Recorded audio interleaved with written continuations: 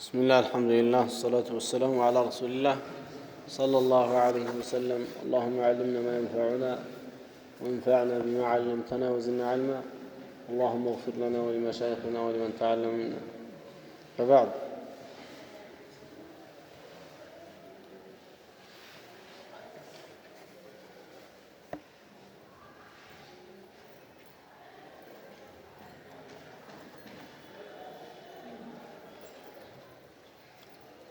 فيقول المصنف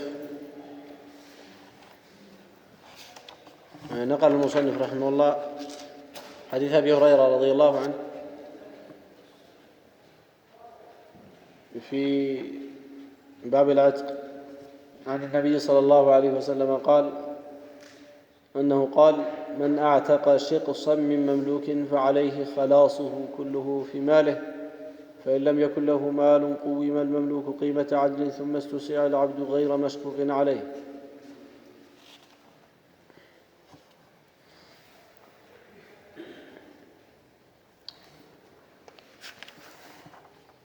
ከዚህ በፊት የዓብዱላህ ብን ዑመር ሐዲስ በዕትቅ ዙሪያ ያየነው ረሱሉ ሰለላሁ ዐለይሂ ወሰለም ሽርክና ሮሮት አንድን ባሪያ የያዘ ሰው ያንን የራሱን ድርሻ ከባሪያው ላይ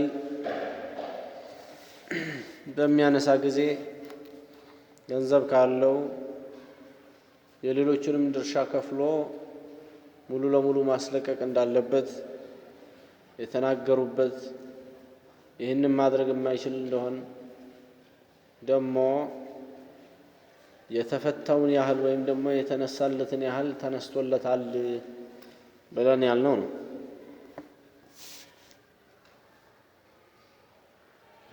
እና እሽትራክ ባሪያና አመት ላይ የሚሆን ሴት ባሪያ የሚሆን ወንድ ባሪያ እሽትራክ በሚልክ ላይ ማለት ነው፣ ባለቤትነት ላይ የሁለት ሰው የሶስት ሰው የአራት ሰው በጋሪያ ባለቤትነት ሊገባቸው ይችላል ማለት ነው። በጋሪያ ከገዟቸው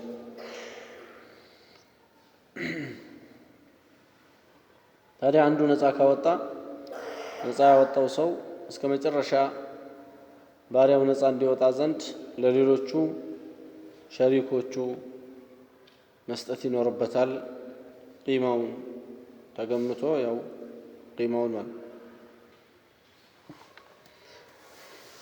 እንግዲህ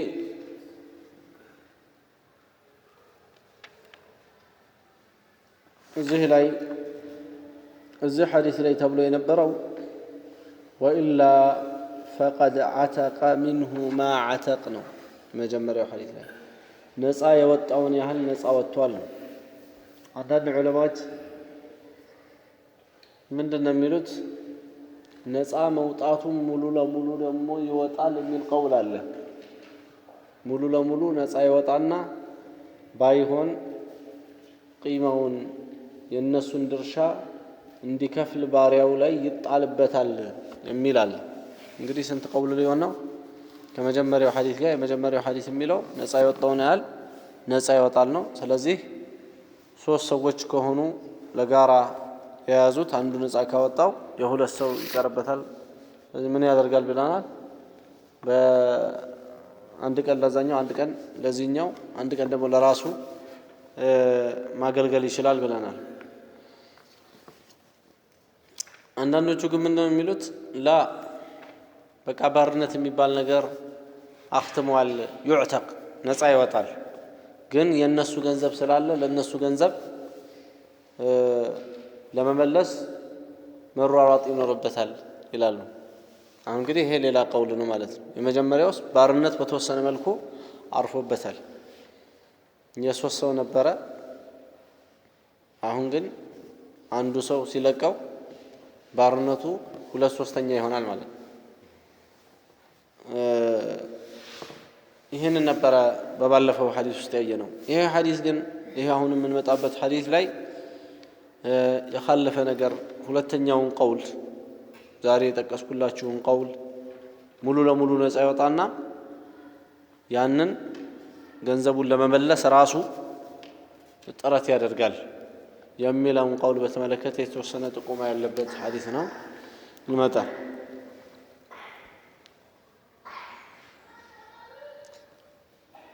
حديث أبي هريرة رضي الله عنه نبي صلى الله عليه وسلم قالوا إلى من أعتق نسأ والتاسو شقصا من مملوك كباريا شقص مالت أو شريك شركا له من مملوك دالو مالت فعليه خلاصه كله في ماله نسأ والتاسو يراسون ነፃ ሲያደርግ ይሄ እንግዲህ እየተወራ ያለው ባርነቱ ሙሽተረክ ሆኖ ስላለ ሰው ነው እንጂ አንድ ሰው ብቻ የያዘው ሰው ከሆነ ሁር ነህ ሲለው ሁር ይሆናል። ምንም የዚህ አይነቱ ጥያቄ የለውም። ነገር ግን ብዙ ሰዎች ባሪያ አድርገው ሲይዙት ሁክሙ ምን ሊሆን ይችላል አንዱ ቢለቀው የሚለውን ለመመለስ ነው። አሁን እነዚህ ሐዲሶች የመጡት እያየን ያለውም ይሄንኑ ነው። من اعتق شقصا شركا እንደማለት ነው። ባለፈው ሽርክን እንዳልነው ነው። ሽቅስ من مملوك አንድ መምሉክ ላይ ወይም ባሪያ ላይ ያለውን ሽርክና ነፃ ያወጣ ሰው ለሶስት ሆነው አንድ ባሪያ ነበራቸው። አንዱ ምን አለ የኔን ነፃ ብያለሁ አለ። እሺ የዚህ አይነቱ ሰው ማለት ነው እንደዚህ ያደረገው ሰው فعليه خلاصه كله في ماله ሙሉ ለሙሉ ዛቱ ታች فعليه خلاصه كله في ماله ሙሉ ለሙሉ ነፃ ማውጣት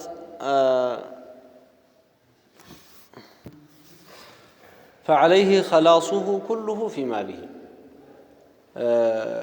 ሙሉ ለሙሉ የዚህን ሰውዬ ከባርነት መገላገል በገንዘቡ ላይ አለበት ይላል። ልክ ባለፈው ምን እንዳልነው ማለት ነው። እዛኛው የላይኛው ሐዲስ ላይ ምን ብለን ነበር? من اعتق شركا له في عبد فكان له ما يبلغ ثمن العبد قوم عليه قيمة عبد وأعطي شركاؤه حصصهم አላለም። ሒሶሳቸውን የነሱን እጣ ይሰጣቸዋል ማለትም መስጠት ይኖርበታል። ይሄ ነፃ ያወጣው ሰው እንዳልነው እዚህ ላይ ምን አለ? فعليه خلاصه كله في ماله በዚህ የኔን ድርሻ ለቅቅ ያለው ባለ ሰውዬ ገንዘብ ላይ ይወጅብበታል። ምን ማድረግ? ሙሉ ለሙሉ እሱን ከባርነት ማውጣት ማለት ነው። فإن لم يكن له مال እዚህ ጋር ነው የተለያየው ሐሳቡ የሁለቱ ሐዲስ። ገንዘብ ከሌለው አለ قوم المملوك قيمة عدل قوم المملوك ባሪያው ይገመታል። قيمة عدل ትክክለኛ የሆነን ግመታ ይገመታል። ثم استسعي العبد غير مشقوق عليه ከዛም استسعي ስራ ተብሎ ይባላል። العبد ባሪያው غير مشقوق عليه ሳያከብዱበት በጣም ሳያስጨንቁት ያው እየሰራ እንዲከፍል ይደረጋል ነው።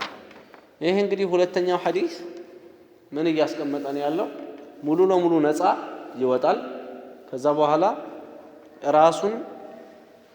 የራሱን ነፃ የወጣበትን ገንዘብ ግን ለሰዎቹ መክፈል ስላለበት ለነዚህ ለቀሩት ሹረካዎች እስቱስዒ እየሰራ አምጣ ተብሎ ይባላል የሚለው። እንግዲህ በዚህ አይነት የሁለቱ ሐዲሶች ዛሂር የተለያየ መስሏል። በዚህ የተነሳ ዑለማዎቹም እንደዚሁ ግንዛቤያቸው ለየቅል ሆኗል። ኺላፍ ተከስቷል ነው። دل الحديث الأول في ظاهره على من اعتق نصيبه من عبد مشترك عتق نصيبه የላይኛው ሐዲስ የመጀመሪያው ሐዲስ የራሱን ድርሻ የለቀቀ ሰው ያው የድርሻውን ያክል ብቻ ነው ከባሪያው ነፃ የሚወጣው። ግን ሙሲር ከሆነ ያለው ሰው ከሆነ ሙሉ ለሙሉ ሊያወጣው ይገባል ከፍሎ ብለናል። ሙዕሲር ከሆነ ደግሞ የሌለው ከሆነ صار العبد مبعضا مالتنا باريو من يونال كفيلو ببارنت ውስጥ ያለ ከፊሉ ደግሞ ነፃ ይሆናል ብለን ያሳለፍነው የመጀመሪያው ሐዲስ ሁለተኛው ሐዲስ ደግሞ የሚናገረው ልክ የመጀመሪያው ላይ ነሲቡን عتق ያደረገ ሰው ማውጣት እንዳለበት ሙሉ ለሙሉ ባሪያውን ያለው ሰው ከሆነ ሰውየው ባሪያውን የራሱን ድርሻ ብቻ ማስለቀቅ ሳይሆን የሌሎቹንም ከፍሎ ነፃ ካወጣ አይቀር ሁሉንም ማውጣት እንዳለበት ካስቀመጠ በኋላ ነገር ግን ከሌለው ምን ችግር ተፈጠረ አሁን عتق العبد كله የለውም ተብሎ ሙባዓድ አይሆንም እሱ ለቅቄሃለው ብሎ ባለው የሱን ድርሻ በመልቀቁ ሰበብ ባሪያው ሙሉ ለሙሉ ከባርነት ነፃ ይወጣል ባይሆን ምን ይሆናል ولكن يستسعى العبد بقدر قيمة نصيب الذي لم يعتق ነፃ ያልወጣው ሰውዬ ነፃ ያላደረገው ሰውዬ የሚደርሰውን ገንዘብ ያክል ያንን ለመመለስ ያው ሰርቶ መጣር ይኖርበታል ነው የሚመልሳል የመጀመሪያውን ሐዲስ ዛሂር ይዘው የሄዱት አኢማዎች አልኢማም ማሊክ አልኢማም ሻፊዒ አልኢማም አህመድ መሽሁር የሆነው መዝሐባቸው እና አህሉ ዛሂር የሚባሉት የመጀመሪያውን ሐዲስ ዛሂር ነው ያዙት እሱ ምንድነው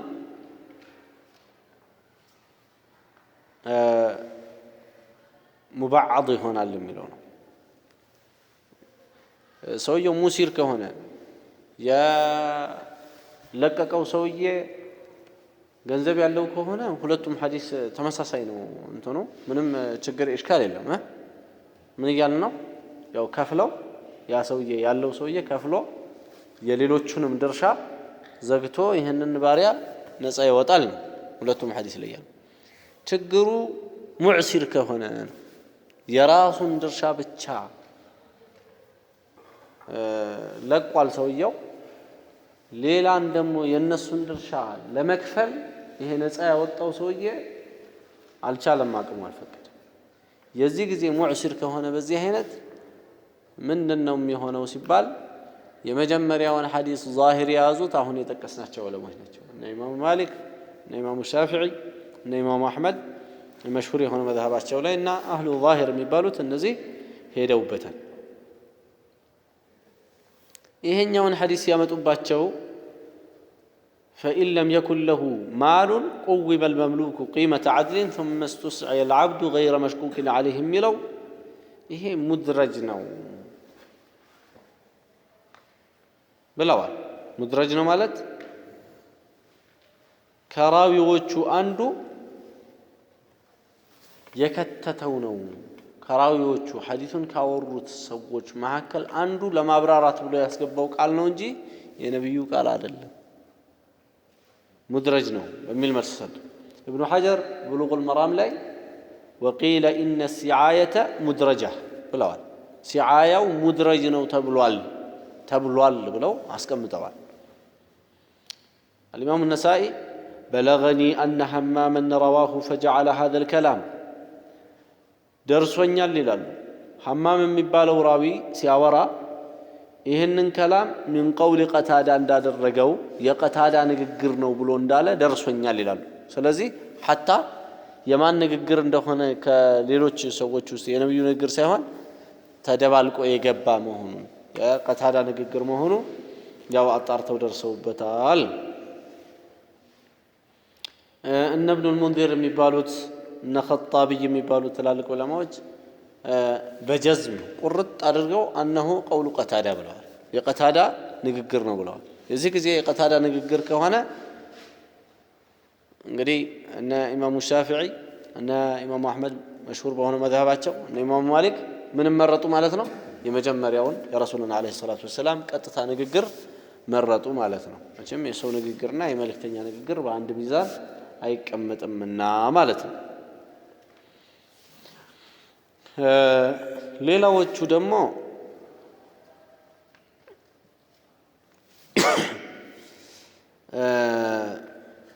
የብሉግ አልመራም ሻሪሕ እንዳስቀመጠው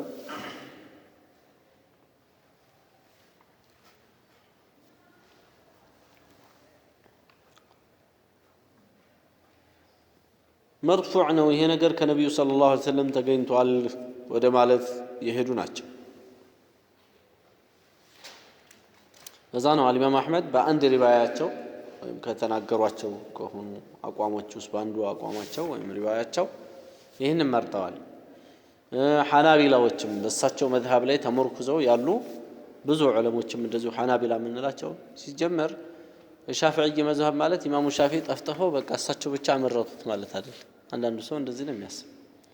ሻፊዒያ የሚባለው መዝሀብ ኢማሙ አሕመድ ማነው ኢማሙ ሻፊዒ ቢሆኑም ዋናው አስተማሪው እዛ ውስጥ ከስራቸው ወይም ደግሞ በእነሱ አቅራን ያሉ የእሳቸውን ፊቅህ የተነሱበትን መሰረት ይዘው እስትንባጥ የሚያደርጉ በጣም ቁጥራቸው እጅግ የሆኑ ዑለሞች አሉ ውስጡ። ለዛ ነው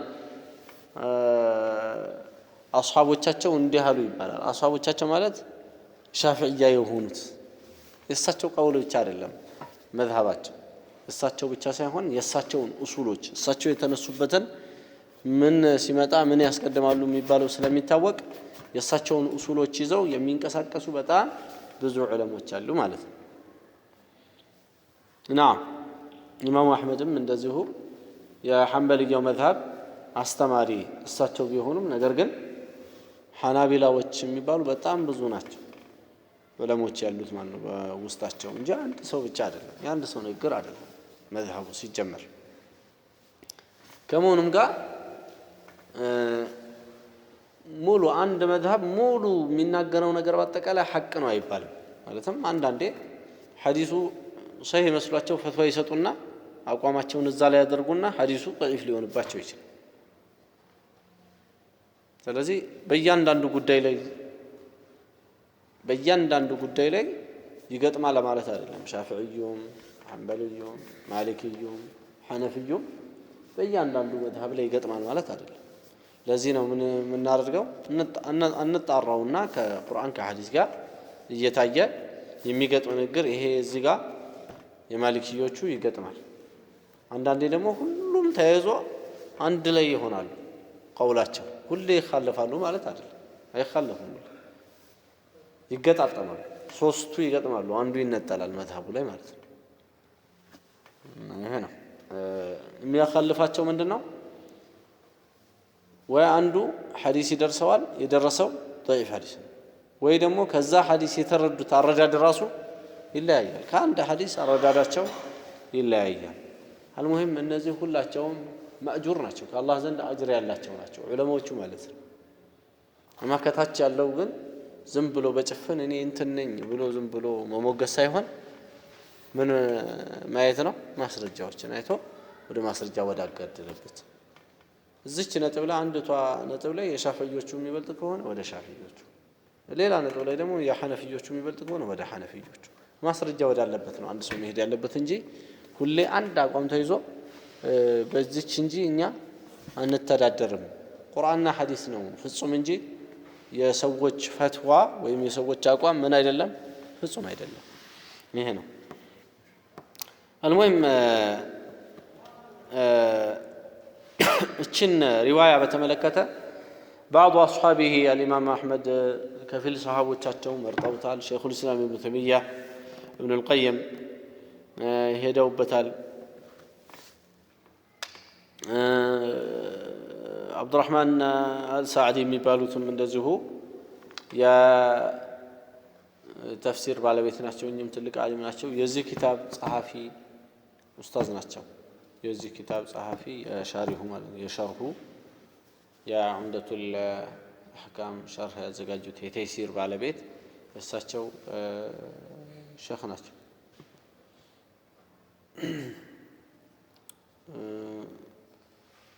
جمع من دنو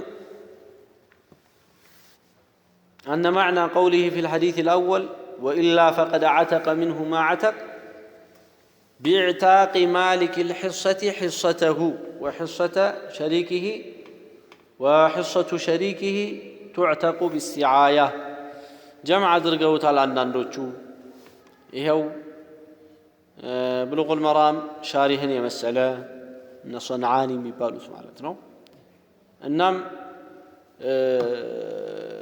إن سعدني مسألة الناس من الدنيا يالوت فقد عتق منه ما عتق بلو يميلو زي من بلو نبر فإن لم يكن له مال قوم المملوك قيمة عدل ثم استسع العبد غير مشكوك عليه لا لازم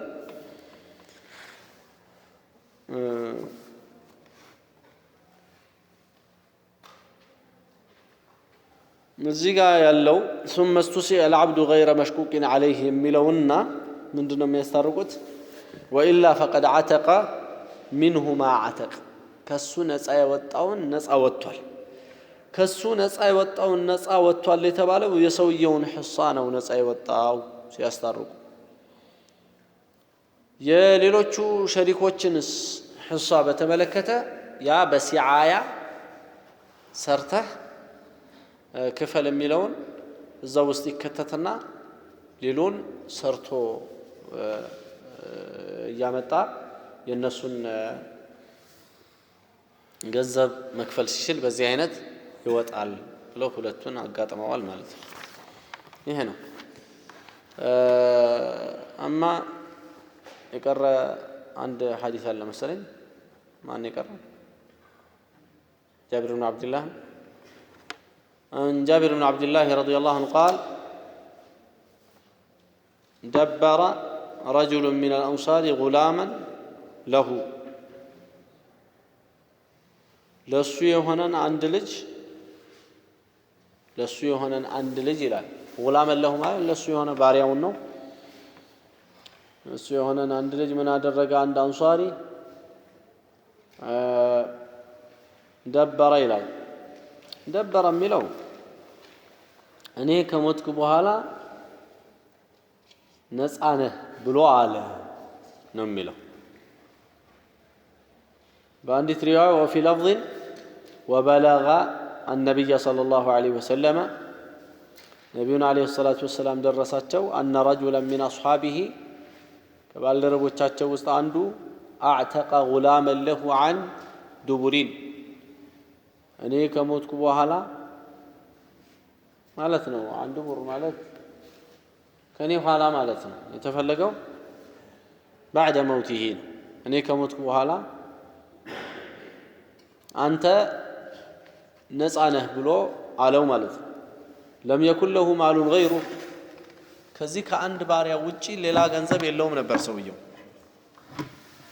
فباعه ب800 درهم رسول صلى الله عليه وسلم ሄዱና ይሄንን ባሪያ በ800 ድርሃም ሸጡት ثم ارسل بثمنه ከዛ ለሰውየው እንደዛ ብሎ ለነበረው ገንዘቡን ላኩለት ገና አሁን በቁመህ ተቸግረሃል እኔ ከሞትኩ በኋላ ነፃ ነህ ይያልክ ሰው ተላለህ ብለው ተናደውበት ነው ረሱል ሰለላሁ ዐለይሂ ወሰለም ሰውየው አንድ ባሪያ ነው ያለው ከገንዘብ ይሄንኑ አንድ ባሪያ ምን አለ እኔ ከሞትኩ በኋላ ነፃ ነህ ብሏል ሙደበር አደረገው ማለት ነው ረሱል ሰለላሁ ዐለይሂ ወሰለም ይሄንን ሲሰሙ ባሪያውን አስጠሩና ገበያ አውጥተው ሸጡት ከሸጡት በኋላ ይሄንን በር ላኩለት ተጠቀምበት ብለው ማለት ነው ለሰውየው ይሄ የሚያሳየው ምንድነው ሰውየው ሙደበር የሆነ ባሪያ ቢኖረው እኔ ከሞትኩ በኋላ ነፃ ነህ ብሎ ያለው ባሪያ ቢኖረውና ሰውየው ችግር ላይ የሚወድቅ ከሆነ መሸጥ ይችላል ማለት ነው ሐሳቡን አጠፋ አይባልም እዚህ ላይ ሸሪዓው አብቅቷል ይሄው ረሱል ሰለላሁ ዐለይሂ ወሰለም ሽጠውታልና ሌላው ደግሞ ተድቢር ይቻላል ተድቢር ማለት እኔ ከሞትኩ በኋላ ብሎ አንድን ባሪያ እኔ ከሞትኩ በኋላ ነፃ ነህ ብሎ ይቻላል ነው ታዲያ حكم የሚሆነው እንዴት ነው ከተባለ እንደ حكم الوصيه ነው የሚሆነው ከምን ውስጥ ያጥቀል ይደረግ ማለት ነው ወصيه ምንድነው ያለው ከምን ውስጥ ነው ወصيه የሚታየው ከሱሉስ ነው ከራስ ነው ከሱሉስ አይደለም ከራስ ነው ሳይሆን ከሱሉስ ነው ማለት ነው نعم لأن كل منهما لا ينفذ إلا بعد الموت ነው ስለዚህ ከሞተ በኋላ ስለሆነ ሰውየው የሚነፈዝለት ሌላ ገንዘብ ባይኖረው ሰውየው مثلا ልጆች አሉት ሌላ ገንዘብ የለውም አንድ ባሪያ ነው ያለው ይሄንን ሰውየው እንውሰድ አሁን እንደዚህ ያለው ሞተ ይሄንን ባሪያውን ነፃ ማድረግ እንችላለን አንችልም ነው መልሱ ለምን ባሪያው ከስሉስ በላይ ሆኗል ባሪያው ከስሉስ በላይ ሆኗል ስሉሱን ብቻ ነው ነፃ ማድረግ የምንችለው ማለት ኢላ ሰውየው ምን ካልነው ነው ባሪያውን ራሱን ስሉስህ ነፃ ወጥቷል ስሉስህ ነፃ ወጥቷል ማለት ሁለት ሶስተኛው ባርነት ውስጥ ይቀራል አንድ ሶስተኛው ነፃ ይወጣል ማለት ይሄ ከሆነ እንጂ መላ የለም ማለት ነው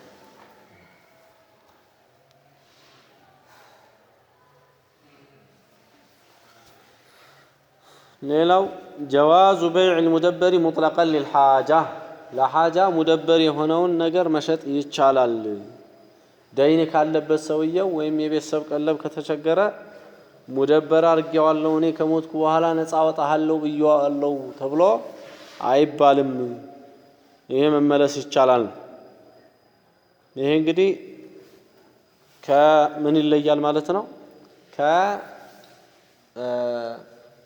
ሂባ ይለያል ሂባ ማለት ስጦታ አንድ ሰው ከሰጠ በኋላ በስጦታው ላይ መመለስ አይቻልም ከሰጠ በኋላ በስጦታው ላይ መመለስ አይቻልም ግን ያው ወደዛ ሰውዬ ማስተላለፍ መቻል አለበት ለመመለስ ላለመቻል ለተሰጠው ሰውዬ እጅ ካደረሰ እዛ ጊዜ መመለስ አይቻልም የሚመልስም ከሆነ ትልቅ ብልገና ነው ይሄ ስርዓት አይደለም በጣም ትልቅ ጥፋት ነው ረሱሉ ሰለላሁ ዐለይሂ ወሰለም العائد في هبته كالكلب يقيء ثم يعود في قيئه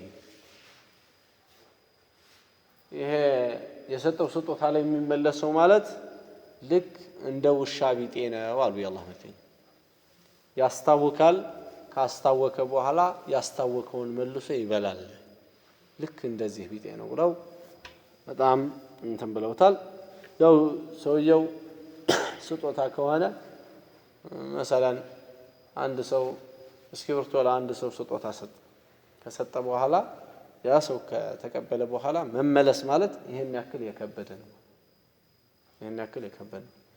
ኢላ ስጦታ ላይ መመለስ ይበቃል ብለን ያልንበት አንድ ወጅህ አለ እሱም فيما يعطي الوالد ولده ወላጅ ለልጁ በሚሰጠው ስጦታ ላይ አባት ለልጁ በሚሰጠው ስጦታ ላይ መመለስ ይበቃለታል ከዚህ ውጪ ያለ ስጦታ በአጠቃላይ መመለስ አይበቃም በሸሪዓ ማለት ነው أن الأولى والأحسن أن ليس عنده أن من ليس عنده بالطرون بر ساعة في الرزق أن يجعل ذلك لنفسه ولمن يعوله ليلو عند سو بنورو لي صفات كليلونا ميتشغاغر كهونه ነፃ አውጥቻለሁና ብሎ በሌላ ሰዎች ኢህሳን ላይ ራሱን ከሚጠምድ ይልቅ የሚያስተዳድረውን ሰው ኢህሳን ቢያደርግ ለሱ ይሻለዋል ከአላህ ዘንድ ሰውየው ይሄንን ባሪያውን ነፃ ማውጣት ፈልጎ ነው አይደለም መቼም እኔ ከሞትኩ በኋላ ነፃ ነኝ ያለው ነፃ ማውጣት ቢፈልግ ነው ያው እስከኖርኩበት እንኳን በገለገለበትና ከዛ በኋላ ነፃ ቢወጣ በሚል ፍላጎት ነው ይሄንን ያለው ከመሆኑም ጋር ረሱሉ ሰለላሁ ዐለይሂ ወሰለም ጠልተውበታል ለዚህ ነው አስጠርተው ሸጠው ማለት ነው ይሄንን ባሪያ ስለዚህ በተለያዩ ሰደቃ በማድረግ እጥቅ በማድረግ የተለያዩ ወጪዎች ላይ አንድ ሰው ከሚያወጣ ይልቅ የሚቸገር ከሆነ እሱም የሚቸገር ከሆነ ቤተሰቦቹም የሚቸገሩ ከሆነ ይሄ የሚቸገረው ሰው ሰደቃ ባይሰጥሩ ሰደቃ ሰጥቶ ከሚቸገር የሚሻለው ምንድነው እሱ የራሱን ፊት ይሁን የቤተሰቦቹን ፊት ወደ ሰዎች ከመከጀል መከላከሉ ይሻላል ሰደቃ ከመስጠት ወደ ሌላ ከመራመድ ራሱን መጀመሪያ መያዙ ከሸሪዑ በኩል ይሄ ነው የሚወደድለት። ርዝቁ የሰፋ ሰውስ ይሄኛው ፍረስ መጠቀም አለበት። አላህ የሰጠውን ቢልኢንፋቂ ፊ ጡሩቂል ኸይር በኸይር መንገድ ላይ የተቻለውን ማድረግ አለበት ነው።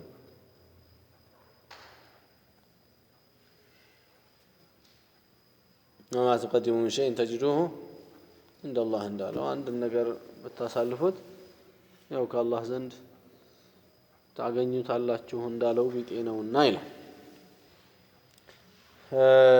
ለዚህ ነው ራሱ ሙቅትር የሆነውን ሰው እንደው ችግር ላይ ያለውን ሰው ረሱሉ ዓለይሂ ሰላቱ ወሰላም አንድ ጊዜ ከችግር እናውጣው ይሄንን ሰው ብለው የሆነ ነገር ሰበሰቡለት፣ የሆነ ነገር ሰጡት፣ የሆነ ነገር አደረጉለትና አንድ ችግርተኛ መጣ። አንድ ችግርተኛ ሲመጣ ይሄው ሰው የተሰበሰበለት ሰው ከዛ ከተሰበሰበለት ከተሰጠው ላይ አንስቶ ሊሰጥ ሲል ለረሱሉ ተቆጡት በጣም።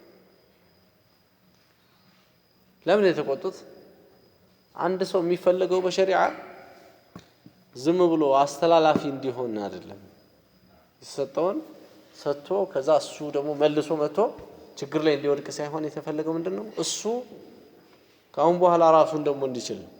ካሁን በኋላ ራሱን ከጥገኝነት እንዲያወጣ ነው የሚፈልገውና በላጩ ለአንድ ሰው ራሱን ቢጠብቅ ነው ማለት ነው። በተለይ ይህንን የሚያደርግበት ጠንካራ ኢማን ከሌለው እውቀት ከሌለው ሊያማርም ይችላል። የሰደቃውንም አጅር ሊያጠፋ ይችላል ማለት ነው። የሰጠውንም ዝም ብዬ ነው ያለ የሾኮልኩት ሊልም ይችላል። ስለዚህ ያንን ለማድረግ መጀመሪያ ባያደርገው መልካም ነው የማይችለው ከሆነ ይላል ሸርዑ ማለት ነው። አቡበክር ሲዲቅ ረዲየላሁ ዐንሁ ሙሉ ገንዘባቸውን ሰጥተው አይደለም ወይ ከተባለ መን ከሚስሊ አቢበክር ማን ነው ታዲያ አቢበክርን የመሰለ ያለው?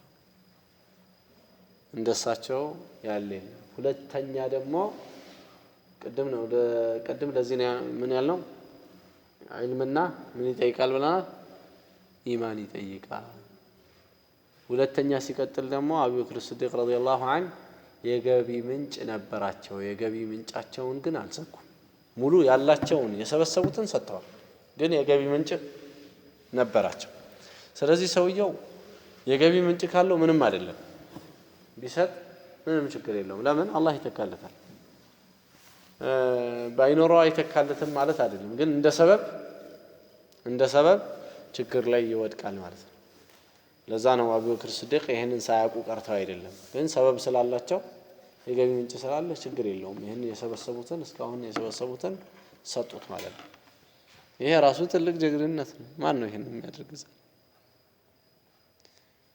እንኳን አይደለም ይሄንን ማድረግ ይቀርና ዘካው ራሱ ከበደ አይደል? ዘካው ራሱ ከበደ። ይሄ ነው ራሱ ቤተሰቦቹን አባትና እናቱን መካደምን ቀር እንኳን ሌላው ማለት ነው። ስለዚህ ትልቁ ሰውየው ነፍሱንና በአቅራቢያው ያሉትን ከመጀመሪያ ቤት ውስጥ ያሉትን ረሱል ሰለላሁ ዐለይሂ ወሰለም አንድ ብር አለኝ ሲላቸው ነፍስህ ላይ ኢንፋቅ አድርጋሉት። ሌላ ጭማሪ አለኝ እዛው ቤተሰብ ውስጥ ያለው ባለቤትህ ላይ ኢንፋቅ አድርገዋል፣ ጭማሪ ያለ ልጅህ ላይ አድርገው እያሉት በጣም ብዙ እስከ ጠቀሱ ድረስ ደረሱ። ከዛ እየቀጠለ ሰውየው ከዛ ሲላቸው መላቅረፍ አላቅረባሉት። ከዛ የቀረበህን ወደ አንተ የቀረበህን አንተ ልታስተዳድራቸው የምትችል ለነሱ ነው ኢህሳንህ፣ ለነሱ ነው መልካም መስራትህ ሊደርስ የሚገባው መጀመሪያ ብለዋል ማለት ነው። ይሄ ነው እንግዲህ መጨረሻ የዚህ ኪታብ ማክተሚያ።